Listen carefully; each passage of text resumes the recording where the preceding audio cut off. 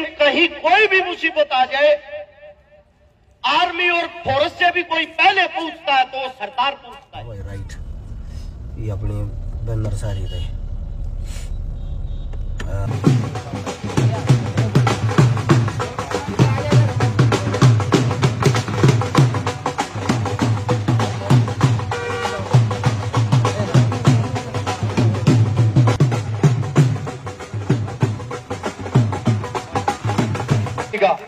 आइए,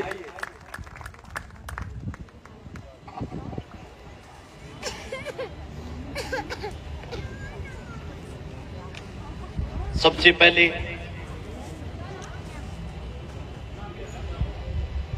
जितने भी मंच पर सम्मानित बुजुर्ग बैठे हैं, मेरी मातर शक्तियां, आवाज सुन रहे प्यारे बच्चे, सभी को हर्ष शिकारा की तरफ से हाथ जोड़कर राम राम।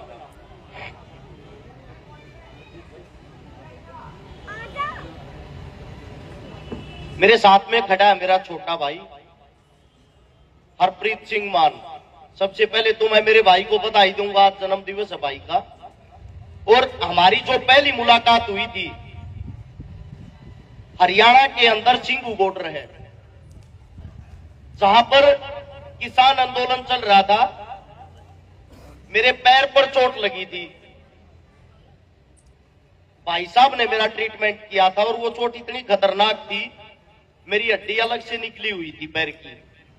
मैं कभी भी अपने जीवन में डॉक्टर से मैंने इंजेक्शन नहीं लगवाया है।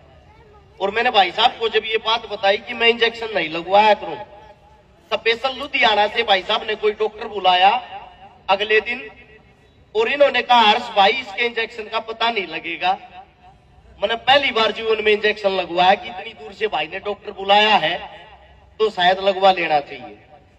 एक तो मेरा भाई बहुत बड़ा समाज सेवी है। समाज सेवा का एक ऐसा रास्ता है, आप सभी साथियों को बता देता हूं, सरदार बड़ा असरदार होता है। इस पूरे विश्व के अंदर इकलौती ऐसी कौम है जिसकी संख्या 2% है, लेकिन कहीं कोई भी मुसीबत आ जाए, आर्मी और फौज से भी कोई पहले पूछता है तो सरदार पूछता है। आप सभी साथियों को एक बात बता देता हूं, मेरी बात को गौर से सुनना और सुनने के बाद समझना। अपने पूर्वजों की बात बताता हूं, आज 22 नवंबर है, मेरे भाई का तो जन्मदिन इससे लगे बहुत बड़ा दिन था आज का। 22 नवंबर 1675 में सिख पंथ के 9वें गुरु तेग सिंह बहादुर, आज उन्होंने हमारे लिए अपना शीश दान दिया था। आज ही के दिन आप सभी साथियों को बताता हूं, सत श्री अकाल। एक बारी तालियां ना बजाकर मेरी बात को सुनना और समझना, क्योंकि आज का जो माहौल है बहुत ज्यादा खराब कर रखा है सरकारों ने, नेताओं ने, हिंदुओं का, मुसलमानों का, सिखों का, आपस में भाई को भाई से लड़वाते हैं। हमारे पूर्वज कैसे जीते थे, वो हमारे लिए क्या करते थे, वो जानना बहुत जरूरी। आप सभी साथियों को बताऊं, गुरु तेग बहादुर साहब औरंगजेब के पास दिल्ली में कैद थे, और औरंगजेब बोला मुसलमान धर्म अपनाता है या ऐसे नहीं मानेगा। गुरु साहब ने मना कर दिया कि मैं अपना धर्म ही सर्वोपरि समझता हूं और अपने धर्म के अंदर ही अपनी शहादत देना पसंद करूंगा, दूसरा धर्म नहीं अपनाऊंगा। औरंगजेब ने सोचा इसके सामने कुछ क्रूरता दिखानी पड़ेगी, तभी ये इसको पता लगेगा हम कैसे इंसान है। दिल्ली लाल किले के बाहर गुरु साहब के 3 भाई सतीदास, मतीदास और दयाला, तीनों के एक एक अंग को काटा, और काटते काटते गुरु साहब की तरफ नजर करते हुए ये कहते हैं, बोल मुस्लिम धर्म अपनाता या नहीं अपनाता।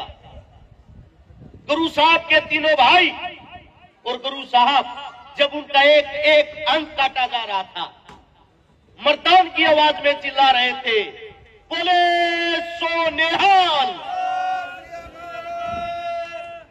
और ये बात 11 नवंबर 1675 की है, जब उनके शव को काट कर दिल्ली के चारों तरफ लटका दिया गया।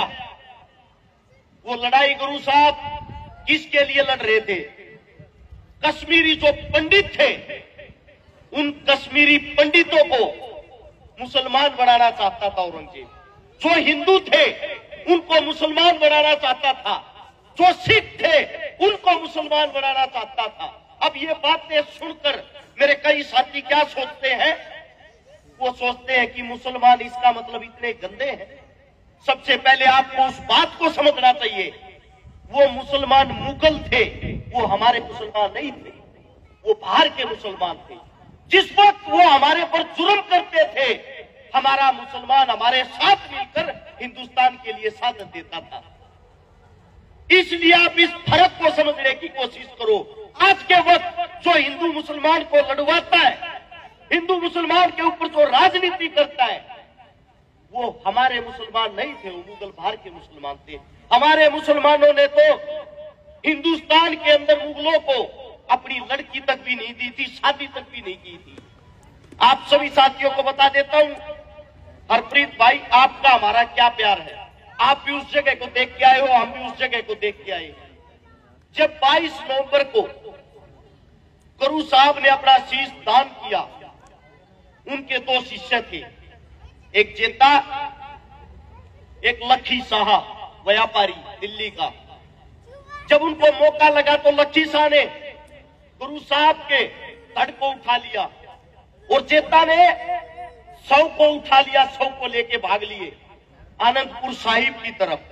पीछे मुगलों की फौज लगली। जो सिंघू बॉर्डर है, जहां किसान आंदोलन हुआ, जहां दोबारा से हरियाणा, उत्तर प्रदेश, राजस्थान और पंजाब के वही पुराना प्यार प्रेम करने वाले भाई जहां इकट्ठे हुए, उस जमीन पर एक गांव पड़ता है छोटा सा, बड़ खालसा। उस गांव में गुरुजी के शिष्य उत्सव को लेके एक चौपाल में रख देते और कहते हैं, गुरु साहब का ये शव है जिसके पीछे मुगल सेना लगी हुई है, इसको कैसे भी आनंदपुर साहिब तक पहुंचाना है। जो मुगल सैनिक थे उनके पास हथियार थे, गांव उनका सामना तो कर नहीं सकता था।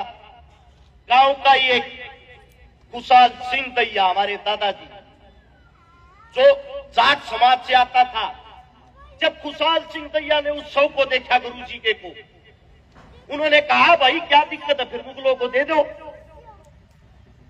सब गुस्से में देख रहे खुशाल की तरफ, कैसी बातें कर रहा है ये मूर्ख, जिसके लिए हमने जान दे दी यहां तक लाने के लिए, और गुरुजी के शव को वापस देने की बात कर रहा है।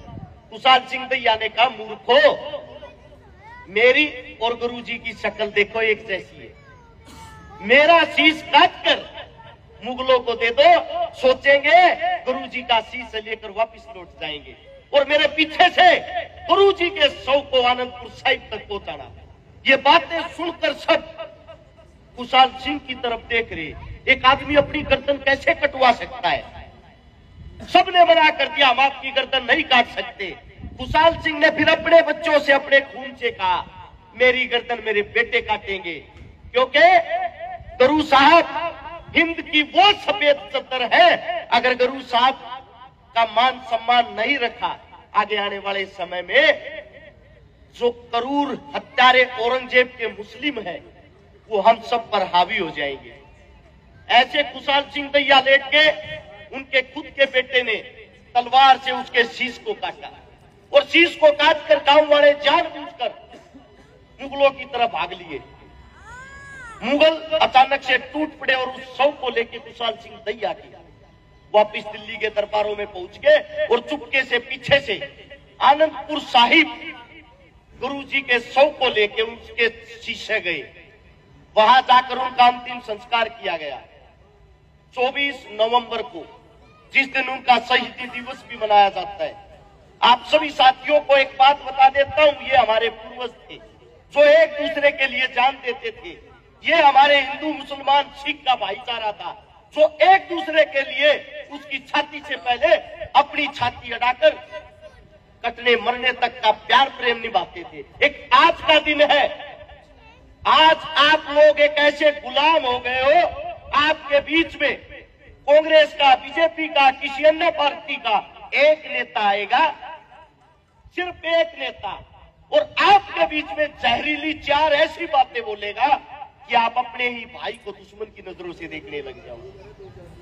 आप सभी साथियों से इतनी विनती करता हूं, समाज से बड़ा कुछ भी नहीं है, समाज से बड़ा कुछ भी नहीं है, एकता से, इंसानियत से बड़ा कुछ भी नहीं है।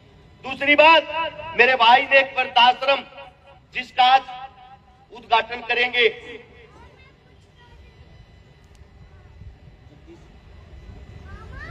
जगदीश चंद्र दीवान जी की पुण्य स्मृति में आज संत सेवा आश्रम का उद्घाटन होगा, जो खुद एक बहुत बड़े समाज सेवी थे।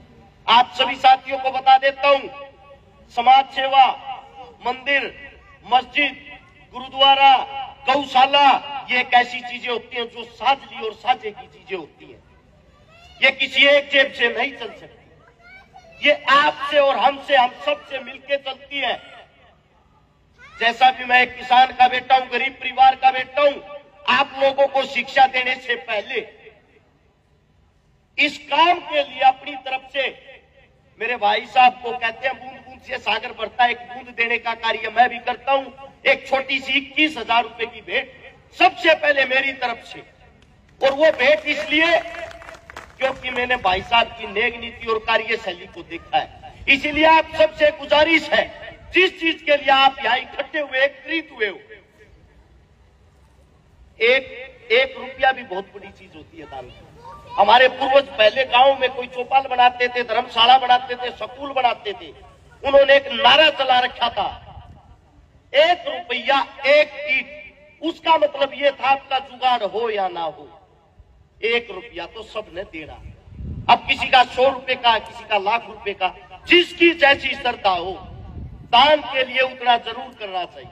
आपके जीवन में दान ही एक ऐसी चीज है जो कभी न कभी तो आपके काम जरूर आएगा। मेरे मुख से कोई गलत शब्द निकला हो, उसके लिए मैं क्षमा चाहता हूं, माफी चाहता हूं। मैं थोड़ा बीमार हूं, ज्यादा लंबा नहीं बोल पाऊंगा। कोई गलत शब्द निकल गया हो तो आप ही का बच्चा हूं, आपका बेटा हूं, अपना बच्चा समझ के माफ कर देना। आप लोगों ने जो प्यार प्रेम दिया, आप सभी का बहुत बहुत धन्यवाद। राम राम, जय हिंद।